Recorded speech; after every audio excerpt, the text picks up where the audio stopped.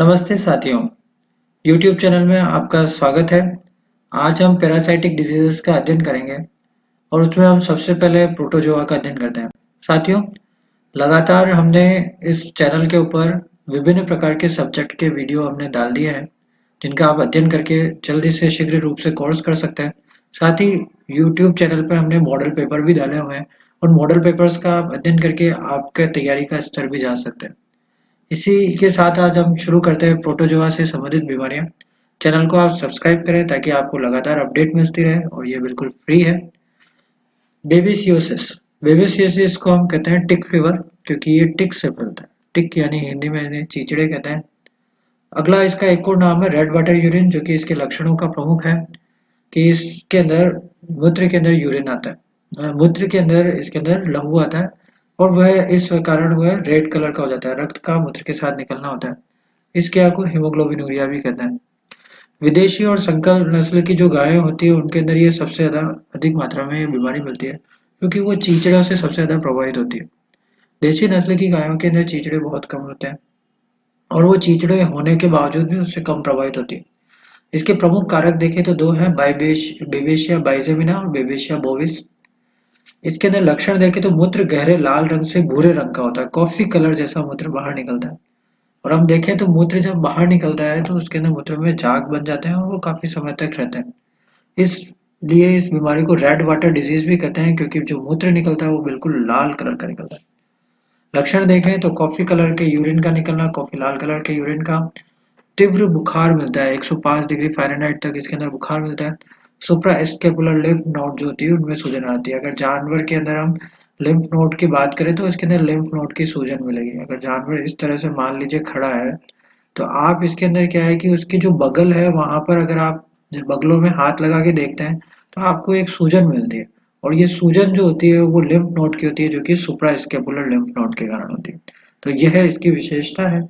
सुप्रा scapular lymph node जो है यह पायरोप्लाज्मोसिस अर्थात प्रोटोजोआ से होने वाले जो कि रक्त परजीवी हैं उनके अंदर बहुत अधिक मात्रा के अंदर सुप्रा स्केपुलर लिम्फ नोड में इंफॉर्मेशन मिलता है। अब इसका ट्रीटमेंट क्या करते हैं, तो इसके ट्रीटमेंट के लिए हम बेरेनिल इंजेक्शन काम में ले जाते हैं। बेरेनिल एक मार्केट प्रिपरेशन है जो कि बहुत फेमस है, लेकिन इसके अंदर जो साल्ट पाया जाता है वो है डाइमिनाजीन एसीट्यूरेट। और इसके अलावा हम ऑक्सीटेट्रासाइक्लिन को यूज किया जाता है और ऑक्सीटेट्रासाइक्लिन एक प्रकार की एंटीबायोटिक है, उसका 30 ml इंजेक्शन इसके अंदर लगाया जाता है। साथ ही ऑक्सीटेट्रासाइक्लिन जो एक प्रकार का जो एंटीबायोटिक है वो इंट्रासेलुलर काम करती है। इंट्रासेलुलर का अर्थ है वह सेल के अंदर जाके काम करेगी।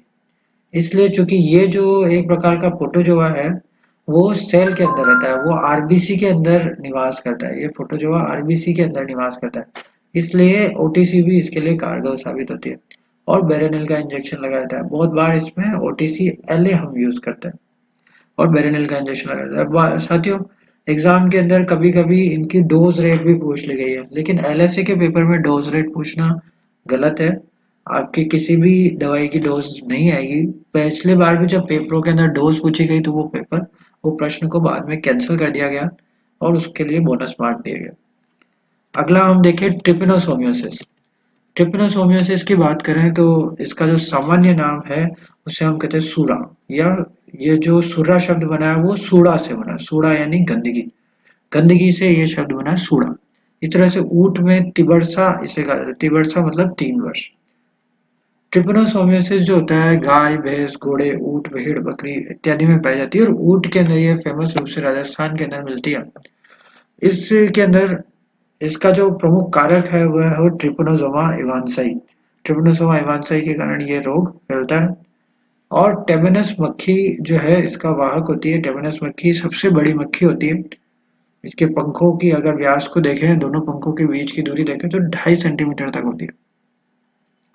इसका लक्षण देखें तो इसमें क्रोनिक फॉर्म में कुछ अंतरालों पर बुखार आता है जानवर को, हमेशा उसमें थोड़ा थोड़ा बुखार रहता है जिसे हम अंडुलेंट फीवर कहते हैं। और ऊंट जो होता है उसमें कुबड़ खत्म हो जाता है और धीरे धीरे पशु कमजोर होकर कृष्णकाय कैचेक्सिया इसके अंदर मिलता है।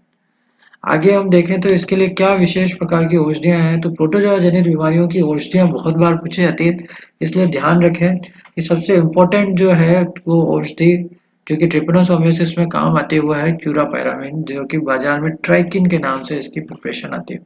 इसके अलावा दूसरी दवाइयां हैं प्रोसाल्ट, सुरामीन और आइसोमेटामीडियम। आगे हम देखें, अगली बीमारी जो कि बहुत इंपॉर्टेंट है वो है थिलेरियोसिस। थैलेरियोसिस जो है उसका दूसरा नाम है ईस्ट कोस्ट फीवर।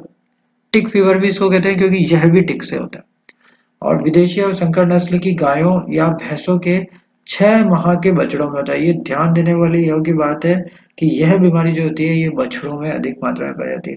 दोनों हमने जो पहले देखी ट्रिपैनोसोमियासिस और बेबेसियोसिस ये बड़े जानवरों के अंदर होती है, जबकि थिलेरियोसिस जो है छोटे बछड़ों के अंदर पाई जाती है और विदेशी और संकर नस्ल के बछड़ों में ज्यादा पाई जाती है। कारक इसके देखें तो थायरेलिया अनुलाटा और थायरेलिया पार्वा जो है दो स्पीसीज के कारक है। चीचड़ों के द्वारा ये वाहक होती है, और चीचड़े भी कौन सी स्पीसीज के, हाइलोमा और रिफिसिफेलस। इस जाति के चीचड़े जो होते हैं वो थाइलेरिया को फैलाते हैं। लक्षण इसका अगर हम देखें तो सबसे इंपॉर्टेंट लक्षण है शरीर की सुपरफिशियल लिम्फ नोड्स के अंदर सूजन मिलती है, अर्थात जो शरीर के ऊपर जो लिम्फ नोड्स पाई जाती है उनके अंदर सूजन आ जाती है। स्पेशली हमने देखा था कि सुप्रा स्केपुलर लिम्फ नोड में सूजन मिलना जो है वह बेबेशिया का कारण है। बेबेशिया उसका कारण है, और शरीर की सुपरफिशियल लिम्फ नोड्स यानी जो शरीर के बाहर जो लिम्फ नोड पाई जाती है, बाहर की तरफ जो पाई जाती है उन लिम्फ नोड्स के अंदर सूजन मिलती है। एक चीज और ध्यान रखें कि इसको बेबेशिया से कैसे अंतर करेंगे, तो इसमें गहरे पीले रंग का मूत्र मिलेगा, जबकि बेबेशिया से के अंदर हमने देखा था कॉफी कलर का यूरिन आता है, रेड वाटर यूरिन इसको कहते हैं। बुखार और पीलिया दोनों बीमारियों में मिलता है। एक निदान की बात करें तो इसके अंदर क्या है, कोच ब्लू बॉडीज मिलती है। आंत के अगर स्पेसिमेन लिए जाते हैं तो उसके अंदर कोच ब्लू बॉडी एक विशेष प्रकार की संरचना मिलती है, जो कि इसका पैथोग्नोमिक रीजन है, जो कि थाइलेरिया में होती है। ट्रीटमेंट की बात करें तो इसके अंदर हमने देखा कि ट्रीटमेंट जो है इसके अंदर इंजेक्शन लगाते हैं ब्यूपार्वाकोन का, और इसके अलावा बेरेनल भी इसके अंदर लगाई जाती है। ब्यूपार्वाकोन जो है इसकी ड्रग ऑफ चॉइस है। इसके अलावा वैक्सीन के रूप में रक्षा वैक्टी जो कि 3 माह की उम्र के बच्चों पे लगा दी जाती है। अगला हम बीमारी देखें एनाप्लाज्मोसिस। एनाप्लाज्मोसिस का कारक है एनाप्लाज्मा मार्जिनल जो कि आरबीसी के अंदर बहता है, और इसके अंदर भी आरबीसी का हीमोग्लोबिन निकलता है, हीमोग्लोबिन यूरिया आता है।